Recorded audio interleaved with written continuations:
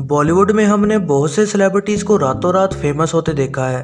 कई तो अपनी पहली मूवी से ही बेहद मशहूर हो जाते हैं और कईयों को इस फेम को पाने के लिए सालों लग जाते हैं। लेकिन जैसे कि कोई रातों रात फेमस हो जाता है, उसी तरह ही कई बॉलीवुड सेलिब्रिटीज़ ऐसे हैं जिनका करियर रातों रात ही बर्बाद हो गया। और इस वीडियो में मैं आपको उन्हीं कुछ सेलिब्रिटीज़ से मिलवाने जा रहा हूँ। तो चलिए वीडियो शुरू करते हैं। ममता कुलकर्णी 90s की सबसे मशहूर एक्ट्रेस ममता कुलकर्णी को कई सुपरहिट मूवीज़ में देखा गया। उनका करियर तब बर्बाद हुआ जब उनका नाम विक्रम गोस्वामी से जोड़ा गया और विक्रम गोस्वामी के खिलाफ ड्रग सप्लाइंग के केसेस चल रहे थे। उस वक्त ममता अपने करियर के टॉप पर थीं, लेकिन विक्रम के साथ रहने के लिए उन्होंने इंडिया और बॉलीवुड दोनों को ही छोड़ दिया। विक्रम को 15 साल की जेल हुई थी और तब तक ममता कीनिया में रहने लग गई थी। 2016 में पुलिस ने ममता पर भी ड्रग सप्लाई का केस किया और इसके बाद उनके खिलाफ अरेस्ट वारंट निकाला गया। ममता ने इसके जवाब में कीनिया में ही बैठकर एक इंटरव्यू दिया था और कहा था कि मैं अब इन सब चीज़ों से बहुत दूर हो चुकी हूँ और मेरा इन सब चीज़ों से अब कोई लेना देना नहीं है। Me being a yogini was given up everything. I had no desire. Imagine if you are on the heights of your career, you live everything. You live the glamour. Glamour is tempting, but you leave all that to attend the God yourself. Spirituality, in my meaning, means ध्यान द्वारा आत्मा का परमात्मा से मिलन। पिता नैव मैनेव माता न बंधन न पुत्रो न पुत्रम गुरु नैव शिष्यो चिदानंद रूपम शिवोहम शिवोहम। विवेक ओबरॉय।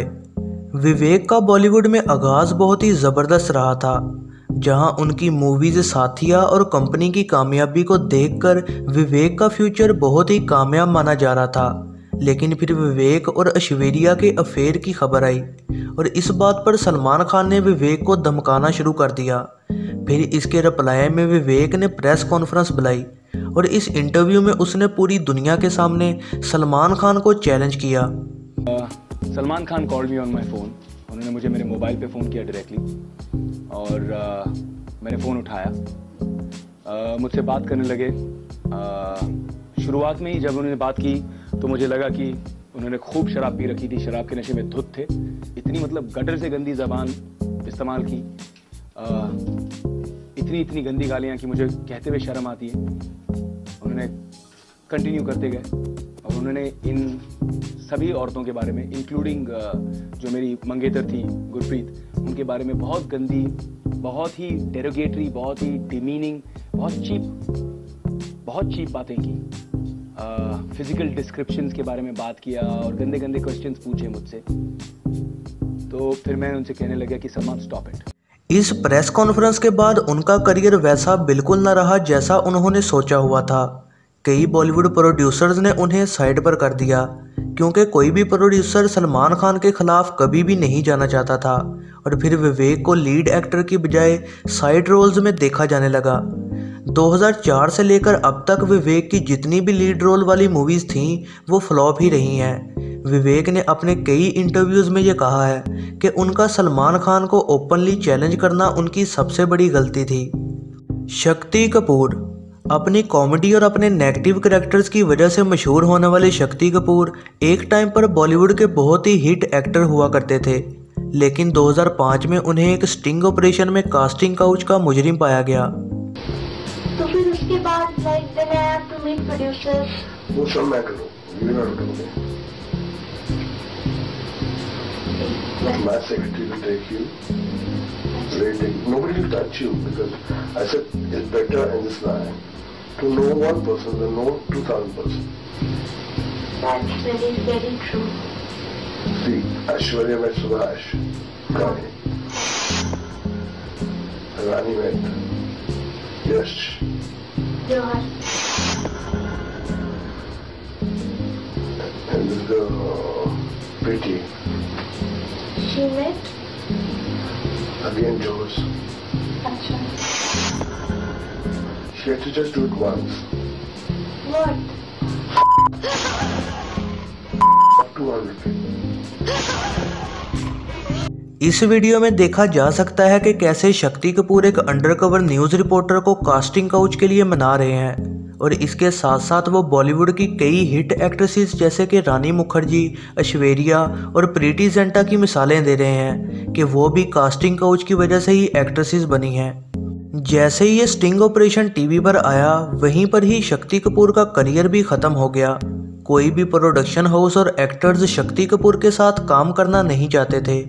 शक्ति कपूर ने इस पर यह कहा कि ये स्टिंग ऑपरेशन फेक है और ये सब उन्हें फंसाने के लिए किया जा रहा है। फिर कुछ सालों के बाद उन्हें 1-2 मूवीज़ में कास्ट किया गया, लेकिन उस स्टिंग ऑपरेशन के बाद उन्हें कोई ख़ास रोल नहीं मिले हैं। शाइनी आहूजा। मूवी गैंगस्टर से मशहूर होने वाले शाइनी आहूजा को फ्यूचर का एक बहुत ही हिट एक्टर माना जा रहा था, लेकिन 2009 में टाइम आया जब उनकी नौकरानी ने उन पर रेप करने का इल्ज़ाम लगाया और जैसे ही ये खबर वायरल हुई वहीं पर ही शाइनी आहूजा का करियर ख़त्म हो गया। शाइनी का ये कहना था कि उसे जान के फंसाया गया था और बाद में उस नौकरानी ने वो केस वापस भी ले लिया था। शाइनी का कहना था कि मीडिया ने उन्हें साबित होने से पहले ही गिल्टी करार दे दिया था और इस वजह से फैंस उनसे नफरत करने लग गए थे।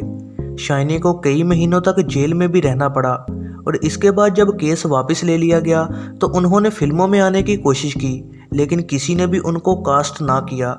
फिर 2012 में उन्होंने गोश्त नाम की मूवी से कमबैक किया था, लेकिन किसी ने भी उनकी इस मूवी को प्रमोट तक ना किया और ये मूवी सुपर फ्लॉप रही थी।